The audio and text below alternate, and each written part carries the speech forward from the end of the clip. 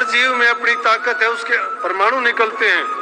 जब हाथ से आशीर्वाद देते हैं तो हाथ से उसके गुण आते हैं, उसी में आते हैं, इसीलिए तो आशीर्वाद हाथ से देते हैं। पैरों को जब छूते हैं, पैरों को पकड़ते हैं तो उसमें भी दो बात है, झुकने से अहंकार जाता है, पैरों को छूने से भी परमाणु का जो प्रवाह है वो हमें प्रवेश करता है। तो इसलिए ये चीजें हैं तो देखने में बड़ी मामूली सी, लेकिन इंसान इनको जो जो करता चला जाता है उसी को अभ्यास के द्वारा और नित्य प्रति का जो कर्म करता है उसके द्वारा उसको मालूम होता है कि उसमें कितने गुण हैं और उसका कितना लाभ हमें मिलता है। इसलिए शरीर जिसका तंदुरुस्त है, अच्छा है, उसको शरीर की सेवा करनी चाहिए।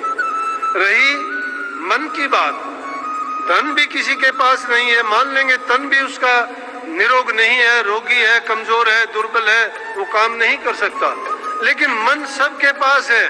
और मन कैसा है?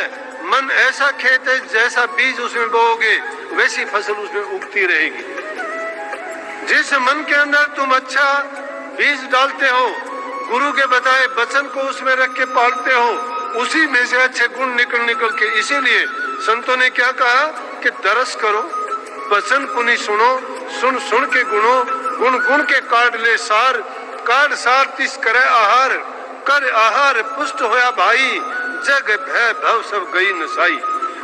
सबसे पहला काम है दर्शन करो, दर्शन करके उनके वचन को सुनो, सुन के वचनों को गुनो, आत्म चिंतन करो, दिल में विचार करो, उनको एक प्रकार से उनकी जुगाड़ी करो कि जो वचन कहे थे उनको आजमा के देखो अपने जीवन में। क्यों कहते हैं? संतों ने कही है कि हम कहते सुलझावन हारी, तुम कहते उलझावन हारी। तुम कहते हो कागज लेखिर, हम कहते हैं आंखों देखी। इन आंखों से नहीं, इन आंखों से देखते हो।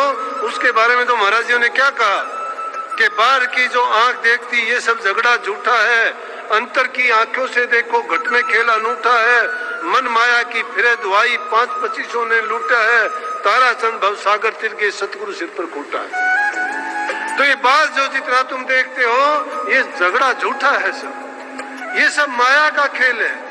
इस माया के खेल में जो उलझ जाता है, फंस जाता है, वो निकलने नहीं पाता। ये मकड़ी का जाला, मकड़ी के जाले में मकड़ी खुद बनाती है, खुद फंस जाती है, निकल नहीं पाती, उसी में मरती है।